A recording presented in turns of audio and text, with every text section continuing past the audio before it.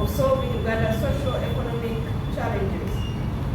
This retrogressive move saw the dismantling of the outright sale of government public corporation enterprises at very high speed, including the Uganda Electricity Board, which disorganized the development of our country, and instead the NRM was considered as one of the best students of the International Monetary Fund and the World Bank in a field of structural adjustment program today and have a better tomorrow.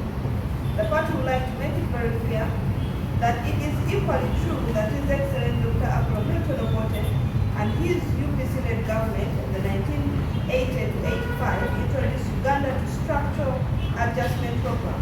However, this was done strategically and gradually after a very careful, thorough study and analysis, hence the retention of 146 key projects by government due to their strategic nature to kickstart the economy as opposed to what the NRM did in dismantling an outright sale of the key public corporations.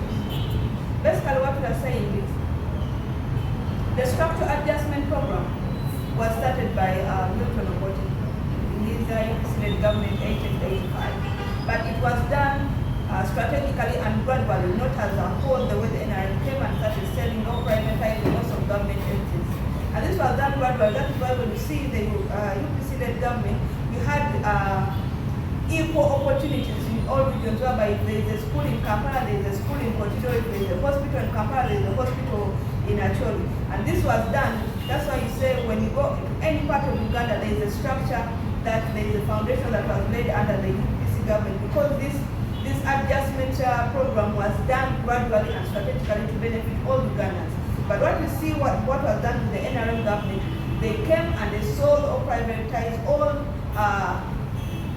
profitable government institutions that led to what we are having now as the return of our electricity back to government entities. The overall experience was put down under the Economic Recovery Program that gave priority to rehabilitation and reconstruction of the economy. In the forward of the revised recovery program 1982 to 84, Dr. Milton Obote made it very clear. He said, "My government has shown its total commitment and dedication to recovery of the economy by taking bold and imaginative measures. This leadership, coupled with economic policies which are well known both at home and abroad, the continued support by the people of Uganda and positive response by international community should enable Uganda to recover from the worst economic plague ever witnessed in modern times." This shows you that even much as we are having this recovery program, it was done gradually, that even both Uganda and the international community agree that Uganda has gone through so much war, so much instability, that everything that has to go, it has to be gradually and organized in a manner that will benefit all. And this is the direction that as UPC government in the 85 and 80 were able to achieve so much in a few years to come. Unlike the NRM, after 40 years, we are still crying. However, the NRM government went for very key public corporation-led enterprises that were pillars of the economy and dismantled them. Put them on outright sale, as well as pulling out support that's letting them dangle. This we can give an example of the Uganda Transport Corporation, Uganda Cooperative Transport Union, Uganda Railway Corporation, which they failed to recover. Today they keep it has become a political song that they will recover, they will revamp it up to today. Then you have the Uganda Airlines, which luckily it was restored. You have the Trans-Ocean Uganda Limited. This was a lifetime for both internal and external movements of people, goods and services. And these were all crippled or privatized later on, and they ended up just dying a natural death and were never recovered, except the Uganda Airlines and Uganda Railway Corporation, which they have been singing a song from 1986 to date. 40 years down the road, they are still struggling to revive the Uganda Railway Corporation.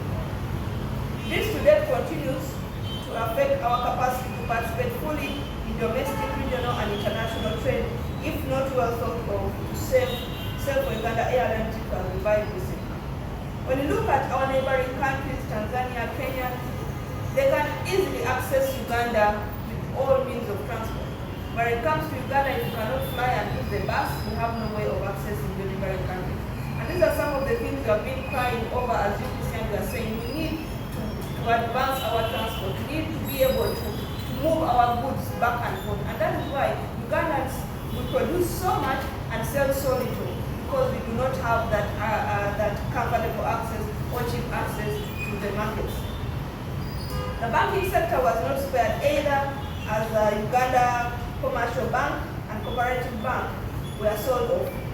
The Uganda Cooperative Movement and Uganda Development Corporation, which were established to enable the participation of individual citizens in national economic activities in an integrated manner, mobilize domestic savings, efforts, and foreign investments towards economic development, besides serving as a link between local and foreign investors for fostering partnerships, were all dismantled. This meant that the NRM government had completely moved our citizens from fairly involving in the economic activities of the country and access to the banking systems that is typically set to serve the interests of the common man, whose interest rate has skyrocketed from 3 to 5% to over 20% interest rate. Everything is now at the whims of the markets across. The NRM removed all these things so that we try to individualize the sales of goods and services. And that is why right now, everything that is being sold in Uganda is being it is the middleman benefit. Let it be crops in the garden, let it be infrastructure, let it be land, whatever a Ugandan is selling, a middleman, if you don't have a middleman, you will not make any sales.